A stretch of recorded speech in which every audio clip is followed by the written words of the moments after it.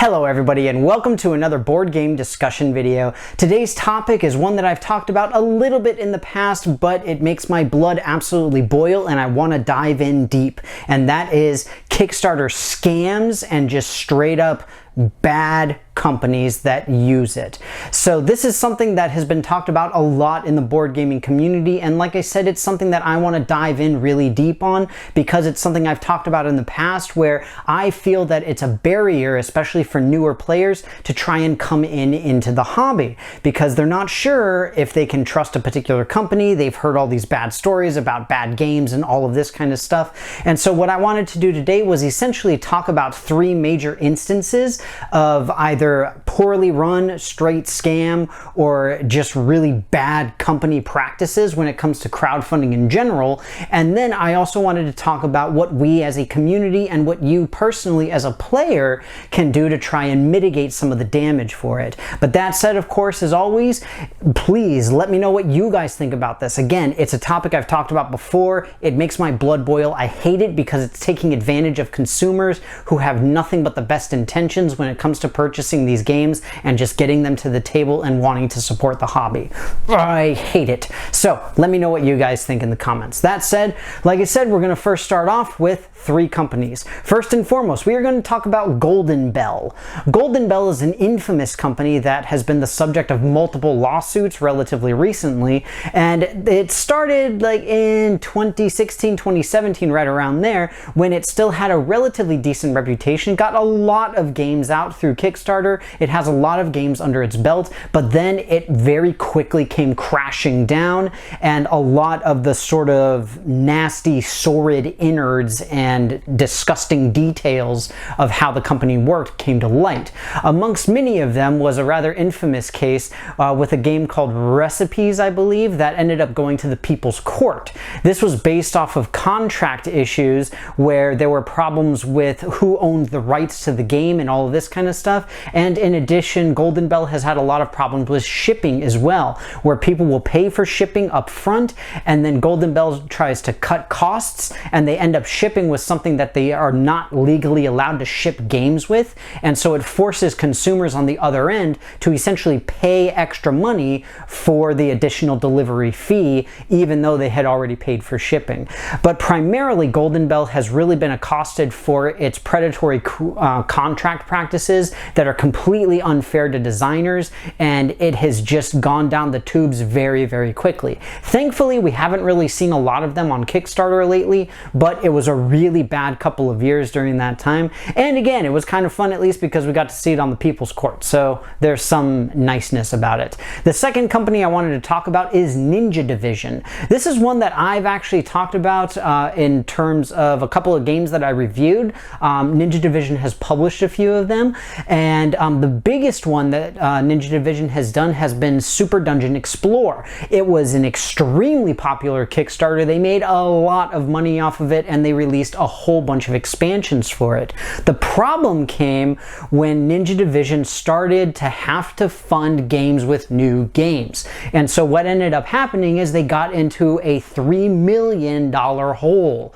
So essentially what ended up going on was they got funding for a particular game, and then I think it was about 3 years afterwards, it was a Super Dungeon Explore expansion. After about 3 years, people still didn't have their games, and naturally they were very upset. They were like, where's my game? I want to play this.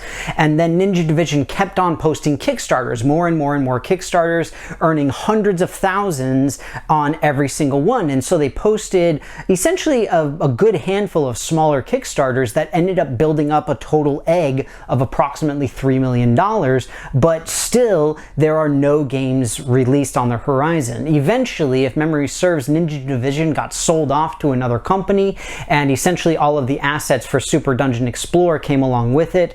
But it was just a travesty and one of the worst Kickstarter.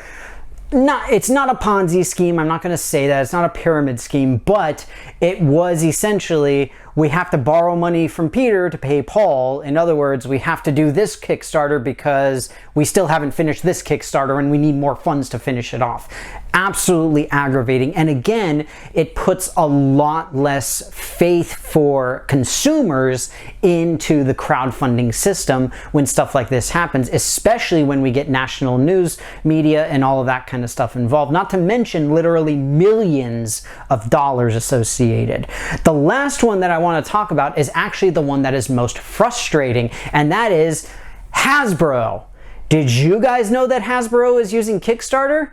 Well, don't worry, because they're not. What Hasbro did is they actually made their own version of Kickstarter. Hasbro, one of the largest game companies on the planet, made their own crowdfunding platform in order to remake a game that they had already made. I want to say it was Hero Quest. Hero something, I'm upset, I don't remember what it is. It doesn't matter. The point is that this is a huge corporation that owns dozens and dozens of IPs that sell probably thousands, if not hundreds of thousands or millions of copies a year with tons and tons of money. They own lots of different stuff, including Wizards of the Coast, Dungeons and Dragons, and all sorts of other different things. But they still have to build their own crowdfunding platform to make a new board game? Not to mention the fact that the stupid thing has miniatures. Just drives me insane. This is completely pointless. There is no reason for a company like that to use this type of methodology in order to release games, and I hate the fact that they're doing it, not to mention the fact that they paid software developers to essentially copy IndiGoGo, Kickstarter, whatever you want to say it is, and make their own version of it so that they don't have to pay fees, more than likely. That's my assumption as to why they're doing it. Either way, it's ridiculous and stupid. So, those are the three examples that I wanted to get through.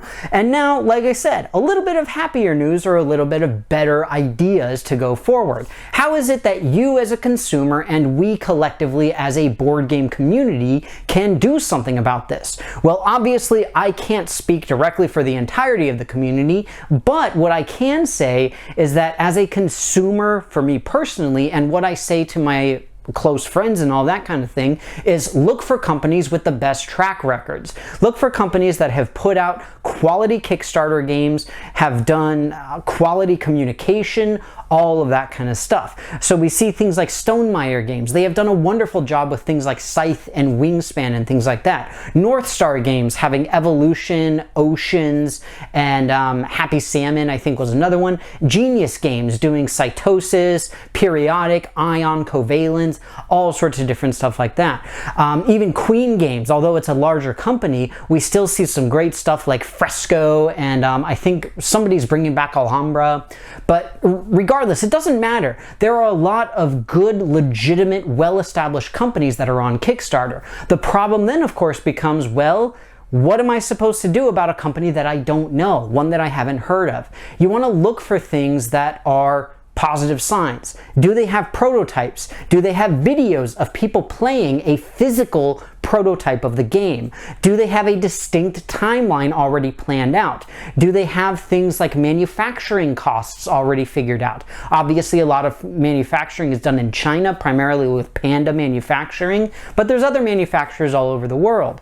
Do they already have a plan for shipping? How is it going to work? Where can it go? Where won't it go? And what's the cost differential there? If they've already figured out all of these aspects, these business aspects of it, then it's more than likely going to be a better prospect. The other big thing is looking at updates from the games.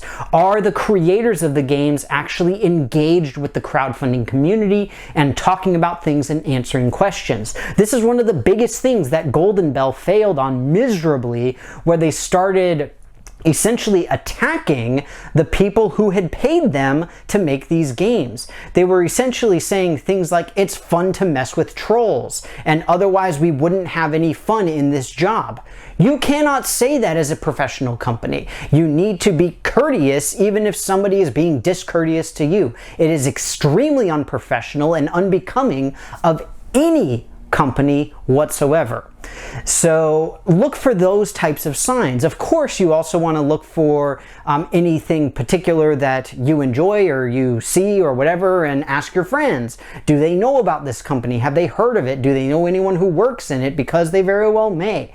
All sorts of different stuff like that. But that said, I know I rag on Kickstarter a whole lot. I really do. And I've done plenty of rambling once again for today. But the fact is, Kickstarter and IndiGoGo and things like this are good platforms to keep board gaming alive. And I want to see them thrive. I want to see them succeed. But I also want to make sure that we as a community are able to make sure that we get what we pay for. And on top of that, the companies are held responsible for what it is that they are promising. And a lot of them are falling down in that respect. Whether it's something very blatant as taking $3 million and then just saying, "Oh, we can't do anything with it," or something as stupid as trying to take a well-known IP and claim that you can make a game out of it. It doesn't matter. Thankfully, most of those types of things die really early on, but as we know, some of them don't. So be careful out there, but don't be cynical about it. Make sure that you can find games that you do like, find companies that are most likely to be good, and yes, sometimes you'll have to take a risk without a doubt, but stick with companies that you know and love, and you'll be able to be pretty fine, at least for the most part. Once again though, that's far more than enough rambling for me, especially again about Kickstarter. But as always, I hope you guys enjoyed the video. Once again, of course, do let me know what you all think in the comments below. Are you guys aware of any other examples of particular Kickstarter weirdness that has happened? I know that there's a bunch of different things. I just picked these three because they particularly were bigger, essentially. Excuse me. They were bigger and more well-known, and on top of that, it's just a little bit easier to talk about in that sense. But of course, let me know whatever you want to say in the comments. I'd love to hear it all. As well, if you haven't done so already, please take a look at my various social media pages where you can interact with myself and my channel in a whole bunch of fun ways. If you're still stuck in quarantine, like this guy, then please stay safe. Make sure you stay inside. Don't go out and get the COVID. Let's play it smart, let's play it well, and let's play it through to the end so that we can get rid of this thing. Thank you so very much again for watching. Hope you enjoyed it, and I will see you next time.